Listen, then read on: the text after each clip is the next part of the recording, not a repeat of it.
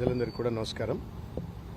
ఈరోజు భారత రాష్ట్ర సమితి కార్యనిర్వాహక అధ్యక్షులైనటువంటి శ్రీ కెటి రామారావు గారి యొక్క ఆదేశాల మేరకు చర్లపల్లి జైల్లో అక్రమంగా చెంచల్గూడ జైల్లో అక్రమంగా నిర్బంధించబడినటువంటి విద్యార్థి ఉద్యమకారుడు, మాజీ పార్లమెంట్ సభ్యుడు, మాజీ శాసనసభ్యుడు, మంచిర్యాల బీఆర్ఎస్ పార్టీ జిల్లా అధ్యక్షుడైనటువంటి గౌరవనీయులు సుమన్ గారిని ఈరోజు బీఆర్ఎస్వి రాష్ట్ర ఉపాధ్యక్షుడు డాక్టర్ తుంగబాలు, సీనియర్ నాయకులు డాక్టర్ విజయ్ గారు, అదేవిధంగా ఏనుగు రవీందర్ రెడ్డి గారు, ఇంకా ఈ కేసును మొదటి నుండి కూడా దగ్గర నుండి పర్యవేక్షిస్తున్నటువంటి మా యువ నాయకులు లక్ష్మణ్ గారు, వీళ్ళందరం కలిసి ఈరోజు సుమన్ గారితో సంప్రదింపులు జరగటమైంది, వారిని పరామర్శించటమైంది. సుమన్ మరో యుద్ధానికి తయారైనట్టుగా ఒక స్ఫూర్తితోటి ఇది అక్రమ కేసు అని తెలిసినప్పటికీ, అక్రమ నిర్బంధం అని తెలిసినప్పటికీ, నానా రకాలైన ఇబ్బందులకు గురి చేసి ఆఖరికి అతన్ని ఛార్జ్షీట్లో, ఎఫ్ఐఆర్లో మర్డరర్ అని చెప్పని అడ్డమైనటువంటి చట్టాలు పెట్టి అతన్ని జైల్లో పెట్టాలని ఒక ప్రయత్నం చేసినప్పటికీ కూడా ఏమాత్రం ధైర్యం కోల్పోకుండా మరో ప్రజాస్వామిక యుద్ధం కోసం, ప్రజల పక్షాన పోరాటం కోసం నేను సిద్ధం అన్నట్టుగా ఒక మానసిక సంతులతోటి, చాలా ఒక ఎనర్జీతోటి సుమన్ గారు ఇంటరాక్ట్ అయినారు మాతోటి. ఒకటి మాత్రం వాస్తవం, ఇవాళ రేవంత్ రెడ్డి అనేటువంటి ఒక వ్యక్తి ఇవాళ ముఖ్యమంత్రిగా కొనసాగుతూ ఆ ముఖ్యమంత్రి కుర్చీకి అగౌరవాన్ని ఆపాదిస్తూ ఇష్టం వచ్చినట్టు ఏది మాట్లాడినా ఏ కేసులు లేవు. కానీ ఒక దళిత బిడ్డ అయినటువంటి వాడు దాదాపు 100 లాఠీ దెబ్బలు తిని 100 కేసులు ఎదుర్కొంటూ తెలంగాణ ఉద్యమంలో కేసీఆర్ సైనికుడిగా పనిచేసి తెలంగాణ రాష్ట్ర సాధనకు తోడ్పడ్డటువంటి ఒక సుమన్ మీదనేమో అడ్డమైన కేసులు పెట్టినారు. ఇది ఎక్కడ న్యాయం అని చెప్పని వాళ్ళ పోలీసులను, ప్రభుత్వాన్ని మేము ప్రశ్నిస్తా ఉన్నాం. ఒక దళిత బిడ్డ సింగరేణి కాలనీస్లో జరుగుతున్నటువంటి అన్యాయాలు, అక్రమాలు, అక్కడ జరుగుతున్నటువంటి అవినీతికి వ్యతిరేకంగా గళమెత్తి ఒక మాట ఏదో అంటే అది పెద్ద నేరమైనట్టుగా తనని తీసుకొచ్చి జైల్లో బంధించినారు. ఏ చట్టం ప్రకారం అయితే సుమన్ నేరస్తుడు అని చెప్పని జైల్లో పెట్టినారో మరి అదే చట్టం రేవంత్ రెడ్డి గారికి ఎందుకు వర్తించదు? లాగుల తొండలేస్తా అంటే రజాకార్ల భాష, పొట్ట చీల్చి పేగులు మెడలకేసుకు తిరుగుతా అంటే రౌడీ భాష, క్రిమినల్ భాష. అది తొక్కుతా అంటే క్రిమినల్ భాష. రాళ్లతో కొట్టండి అని చెప్పని కార్యకర్తలను ప్రేరేపిస్తే అది క్రిమినల్ భాష. ఏది పడితే అది, ఎవరిని పడితే అది ముఖ్యమంత్రి కుర్చీలో కూర్చొని ఏది మాట్లాడినా అదేమో ప్రామాణికమైన భాష.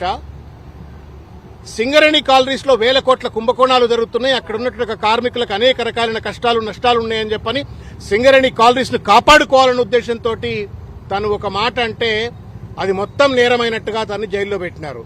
తెలంగాణ సమాజం ఆలోచించుకోవాల్సిన అవసరం ఉంది. ఒకవేళ సుమన్ గారు మాట్లాడింది తప్పే అయినట్టయితే రేవంత్ రెడ్డి మాట్లాడింది ఎందుకు తప్పు కాదు?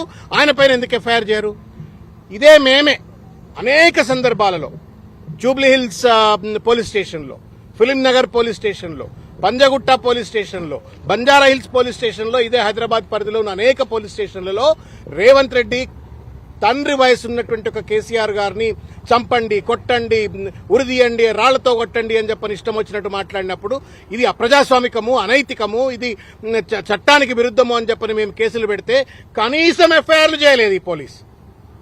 కనీసం ఎఫ్ఐఆర్ చేయలేదు రేవంత్ రెడ్డి గారి పైన. లేకపోతే ఇవాళ రేవంత్ రెడ్డిని ఆదర్శంగా తీసుకుని మాట్లాడుతున్నటువంటి ఒక ఆయన పేరేం పేరు అనిదురు రెడ్డి గాని, లేకపోతే జగ్గారెడ్డి గారు గాని, మైనంపల్లి హనుమంతరావు గారు గాని, ఇంకా చాలా మంది రేవంత్ రెడ్డి ఆదర్శ పురుషుడు అన్నట్టుగా ఇష్టం వచ్చినట్లుగా బూతులు మాట్లాడుతూ బెదిరింపులకు ఫత్వాలు జారీ చేస్తేనేమో వాళ్ల పైన కేసులు లేవు.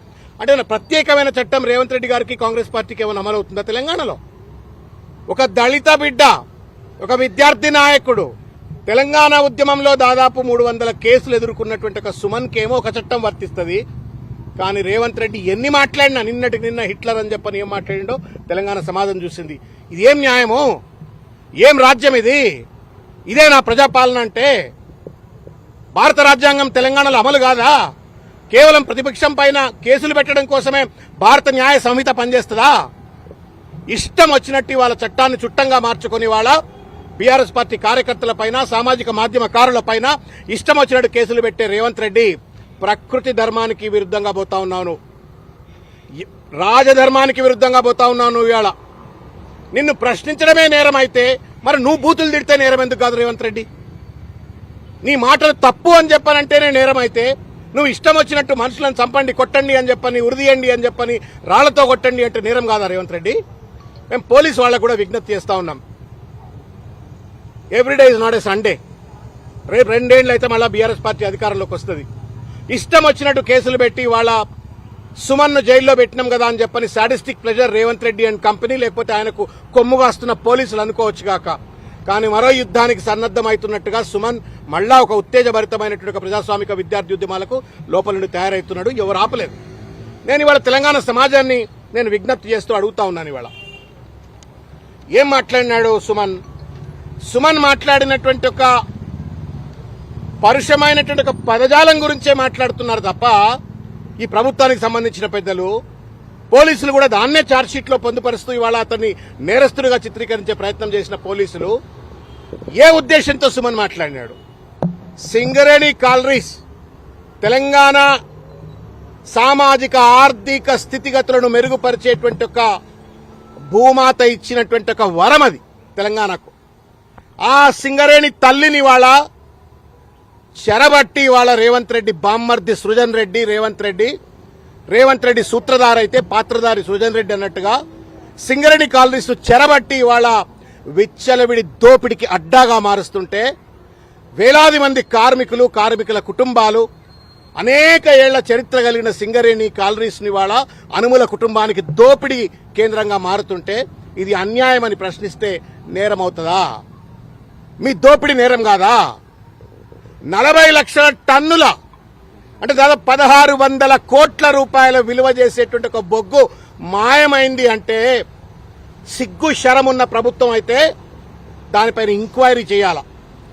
Instead of launching an enquiry on that allegation, ఈ తప్పిని ఎత్తి చూపినటువంటి ఒక సుమన్ని వాళ్ళ జైల్లో పెట్టి వాళ్ళ పాశవిక ఆనందాన్ని వాళ్ళ పొందుతా ఉన్నారు.